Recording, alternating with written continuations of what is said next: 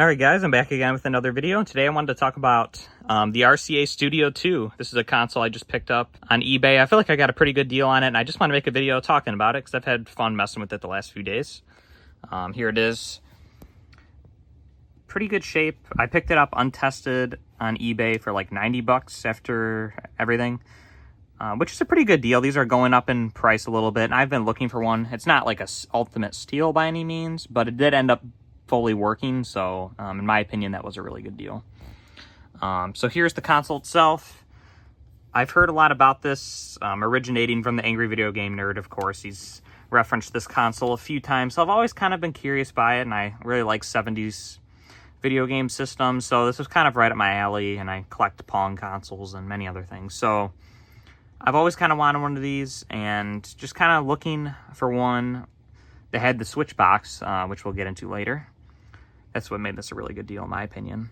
So here's the console itself. You can see the RCA Studio 2 logo there. TV Home Programmer, or Home TV Programmer. That was, they didn't really call it a video game console, but that is what it is. The clear, which basically resets, so I have a game running here. Clear basically puts you to the state when you first turn on the console, and then you choose your game. So yeah, you can see it's kind of got like a tan aesthetic. There's keypad A, B. This kind of is left player, right player, but some games do have you using both sides at once, which is kind of interesting. And the games on the system are kind of unique. It has like 5 games built in, and then I have a few cartridges here, which we'll get into later. But the design of the console itself is pretty interesting looking, I would say. It's got these little metal prongs, which are kind of interesting, I guess. Here's the back of the console. You can see the video cable, and you may be wondering, how is this getting power? There's no battery door. This is not like a Pong console in that sense. The power goes through the RF switch, which is really weird. You can see it's plugged in here at the top, and the entire console is powered on and off through the RF switch. So normally a switch like this, TV and Studio 2, would be to switch from your RF TV connection here and the game console, and then you would turn your console on and off, like something like the Atari 2600. This console does not work like that. This is the power switch. As you can see, let me have it to where a game's not running. I'm not sure if it's good or not to shut it off when a game's running. Probably fine, but you can see there's a black screen there. And when I switch the TV, then you'll get the standard static. So very interesting. These RF switch boxes are very rare. There's no reproductions of them. So you basically have to find an original one, and that's, every time I see these things on eBay, it's the console and then the wire built into it and maybe like 1 or 2 games, but this has always eluded me. But this one had it, so I decided to pick it up. And as for the power supply, this was missing the power supply, which is why it was untested, but thankfully you can use an Atari 2600 AC adapter, which has slightly more amps, I believe, but it's close enough, and it doesn't affect the use of the console, so that's good. So yeah, if you're buying one of these consoles, make sure that you're getting this RF switch. There, you can mod the system to where there's a power jack in it, and I don't think it's that hard, but it's just not something I've ever done, so I can't really speak on that. And here's the back of the console. Try to be careful here. This system does have a warranty seal, which is right here. There's a screw hole under this. This is probably the earliest console I can think of that has a warranty seal. So this console's never been opened, which is nice. You can see my serial number there and the model number. And then here we have a sound on and off, which the sound does come through the console itself. So if you're playing this, like I have my TV muted, if I turn up the sound, we just get static. So if you're playing this console, you want your TV to be muted. And then here's your channel select, channel 2, channel 3. So pretty cool. And as I mentioned, this console did end up working, so the eBay risk paid off in this case. I did have one of these years ago that I sold untested because it was kind of rough, and I didn't have the Switch box, and you know, I kind of wish I held on to it now since I have the box, but it is what it is. Someone probably got a good deal on that. So yeah, again, there's just numerical buttons for the players, and there's also little arrows here kind of indicating directions for some of the games. We'll go through the games quickly. I'm not an expert on all of them, but I can show you them either way. So when you first turn the system on, you just hit clear. Okay, I got the camera set up here. I think this is a pretty good angle. I want you guys to be able to see the controllers and everything like that as I'm going. So there's 5 games built in, as I mentioned before. We're going to start on game number 1, which is like a early drawing program. So you hit 1, and then, so this is choosing your games on the left side. Keyboard B is to move. So you can see you can move around, and then once you want to draw, you hit 5, I believe. Yeah, then you can draw, you can do diagonals, you can go, draw your little picture, do a little, I don't know what that is, like a balloon or something. And if you want to lift up your pencil, you hit 0. Like I said, it could also be used as an eraser, I guess. And you could move over here and then draw something else. So, pretty cool. Yeah, so if you mess up, you hit 0, so it works as an eraser as well. So, very primitive, but I'm sure some kids back in the day had fun with that. As for game number 2, this is far more interesting. It's to make like a pattern or like almost like a screensaver. So same kind of concept. You can draw something. So we'll do some, I don't know, some lightning bolts here. And you can see the screen wraps around. And then once you're done drawing, you hit 0. And it will just keep repeating. So it's almost like a screensaver or like a little, I don't know, just like a little pattern maker. So pretty cool. Definitely more interesting than the first game. I can't say I've seen anything like this on an old console like this. So pretty unique. Game number 3 is my favorite, which is bowling.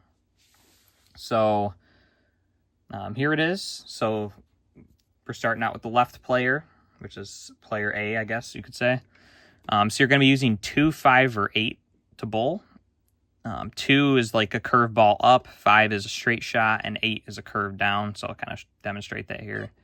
So 5, just you see it's a straight shot. I found it, I played a few games of this. I could not get a strike. I don't know if I just suck or what. I got a few spares, but anyway, so let's try to do a curve, like something curving up. So we hit 5, and then once it goes down, it'll start curving up. So pretty cool. I'm sure this is, again, very fun back in the day. So now it's this player's turn. Let's try to curve up. I kind of had luck going around right here. Oh yeah, this is going to be a spare. You can do a straight shot. Oh yeah, spare. That's the best I could do. I can never get a strike. So simple but fun. I like the little added touch of it drawing in as it starts. Definitely cool. Game number 4 is a racing game, kind of like the Odyssey 2 in a way. So you hit 0 to start. I really sucked at this game last time I played it. You're using the right control to control yourself. And you're using, I think, 2 and 8 to control your speed. So if you hit 2 if you want to go faster, 8 if you want to slow down. So you can see you can speed up here, slow down, speed up. I found this game pretty challenging, but also pretty interesting. And it just goes until you, I think till you pass a certain amount of cars. It does end eventually, and then they give you a score. So kind of a unique control method on all these games because of, the lack of a joystick. So very primitive, as is all the games on this console, but pretty cool. Nothing too exciting. And your car does look slightly different than the cars you're passing, which is a nice little added touch. I'll play through a game here, may as well. There's a decent amount of flickering in these games. Like you can see my car and the opponent cars are flickering while the lanes on the sides are not.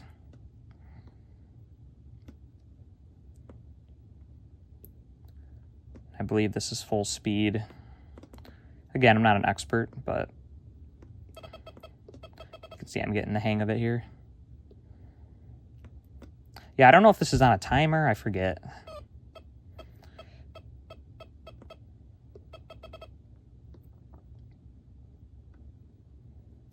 And this console, as you've noticed, pretty much just makes the same beeping noise in different pitches for its sound. And again, it's coming from the console itself, not the TV. The TV's muted right now. I really should be using a black and white TV. So 68. So I don't know if that doesn't seem like how many cars I passed. So I don't know. I'll have to read the manual on that one. But pretty fun game. And last game, last but least, is like an adding game. So this is left score, right score, and then basically you're just adding up these numbers. So it's just 1. So you can see. So 3 plus 2 is 5. So you're literally just adding up the numbers, and you get points. So I guess it's just how fast you get it or whatever. But yeah, not too exciting. And then that's it. If you hit any of the other keys, nothing happens. You can't even use keypad B. So that's all you got if you didn't buy a game back in the day. But luckily, we have games here. We'll start with the more simple game, and we'll leave the hidden gem for the end. I actually had a decent amount of fun playing this. This is tennis/squash. And as you can imagine, this is kind of the Pong style game. So here's what the boxes look like. They're blank on the back. They open up like this, which is kind of neat, like an old big box PC game or something. Here's what the cartridges look like. You can see a nice little graphic. And then on the back, it gives you some controls, which is really, really nice. And the good thing is you're putting the cartridge in backwards like this, so you can always see these controls as you're playing. As well as at the bottom of the box, there's a paper manual, which just folds out. And I read through these the other day when I was playing this, and yeah, it's nicely laid out and explains the games well. So you can see front, back, so pretty neat. We may even refer back to this as we're playing, because it's hard to memorize all the button combinations when you've only played it a few times. So I'm going to turn the console off. I believe you can hot swap the cartridge and then hit clear, but I don't know, it feels wrong. So we're going to turn the console off. Insert the cartridge backwards, from at least what you'd expect, and then turn it on, and then it should boot right into the game, which there we go. And then we'll do a medium paddle, which you're going to do it on the right side. And we need to do one of these for our speed. So we'll do normal speed. And then at that point, we should be able to control the game.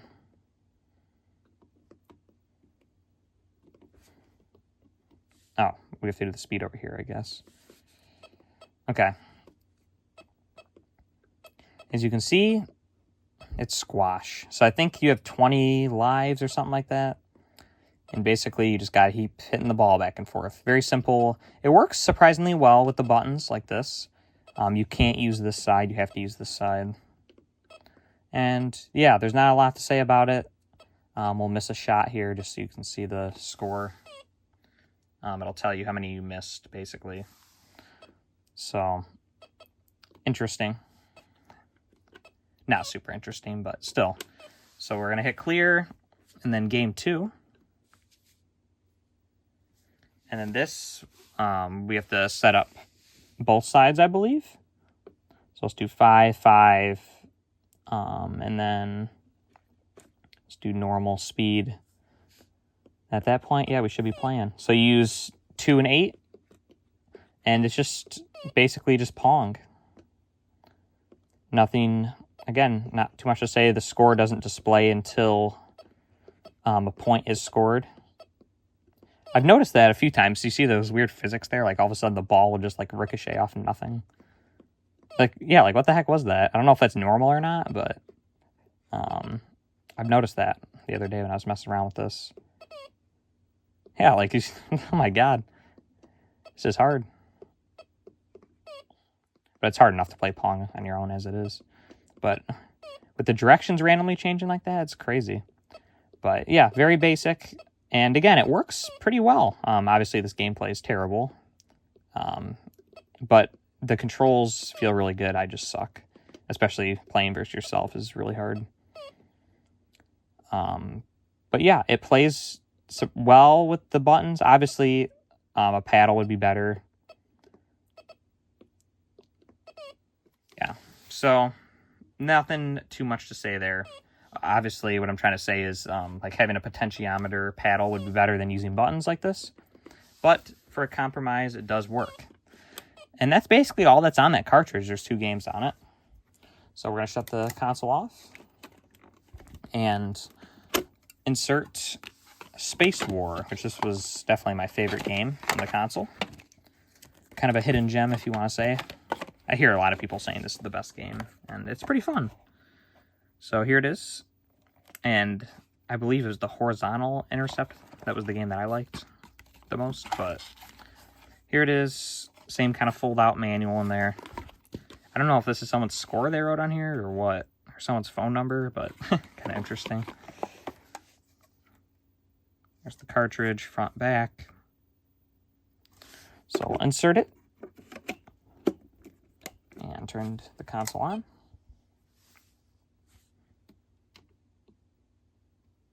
Okay, so here's the game. I'll start playing it here as I'm explaining it. I was using the wrong keys. So basically, all this is you have 20 shots to shoot these missiles at these things that are flying across. I think they're supposed to be UFOs or something. Whatever, doesn't matter. So you hit the 2 key on the left side to fire, and then you can use 4 and 6 to steer your missile. You could also just do it to where you're just hitting 2 and trying to just line it up like that if you want more of a challenge, I guess. But I found it pretty fun to guide the missiles. And the cool thing about this game is you're rewarded more points if you're hitting the smaller targets. So we'll start a new game. So like this one you'd want to go for. And it looks very simple, but it's pretty fun. I'm not going to lie. Like, I actually had some fun playing this yesterday. So you can see we let that one go and wait for this one. And I got a max score. So you have 20 shots, I think. And I got all the small targets. Another one. They all kind of move different speeds. So very simple, but fun. I missed it there. And the controls work well. They work very well. It's very easy to control your missile. And like I said, if you want more of a challenge, you could play it like this to where you can't move, which definitely makes it a lot harder to time your shots. Like, yeah, you can see I'm missing every time pretty much. It's too early. Oh, no. Okay. So, yeah, this was probably my favorite game on the console. I don't own every game, obviously, but I believe there's not many games at all. And, like, cartridges, maybe like 10 or something like that. So, very cool. And then the next game's 2-player only. I never really got the hang of this one that much. It's kind of confusing, the controls. You hit the 3 key for some reason to start this one. So basically all you do is you hit the 2 key to fire, and if you let go of the key, your missile drops, and if you're holding it, it goes in a straight line. So you can see if I hold it the whole time, and by the way, both players can be playing this. I'll just explain down the left side. The 2 key, like if you hold it down, you can see it'll go all the way to the top of the screen. And your goal is to hit this thing in the center that's going up and down. So we'll reset here. But if you see, if I hit 2 for a short amount of time, let go, then your missile will go down. So you kind of want to like go up and down to, kind of curve your shots, I guess. So, and it's basically just a competition against the other player, or you could go for a high score as well as a single player. So, yeah, that's basically it for the RCA Studio 2. I'm definitely going to look for more games for this console because I do find it quite interesting. It's almost like a Pong console that takes cartridges. So it's a little interesting in that way. Very, very primitive, but I like stuff like this. This is what I'm mainly collecting right now, and I'm very happy to have this in my collection in such good working order. I was glad I was able to show it off to you guys today.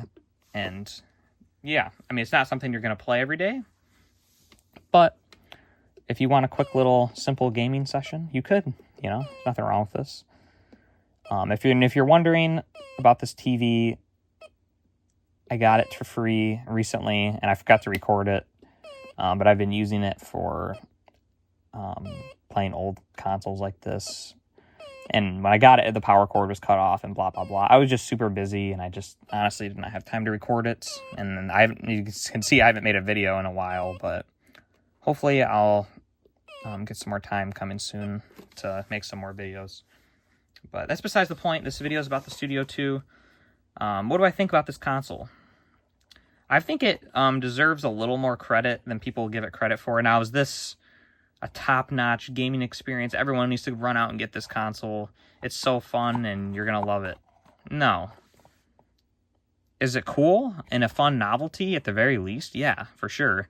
And there is a few games like this one that are pretty fun to play in short bursts. I mean, you're not going to sit and play this for hours and hours and hours, but there's still some fun to be had. And I had fun in the instructions of this game. Almost like the Activision games. They have scores where, like, this manual's falling apart totally, but I was going for, like, trying to beat some of the scores, and I ended up beating all of them. I guess getting the best score that you could.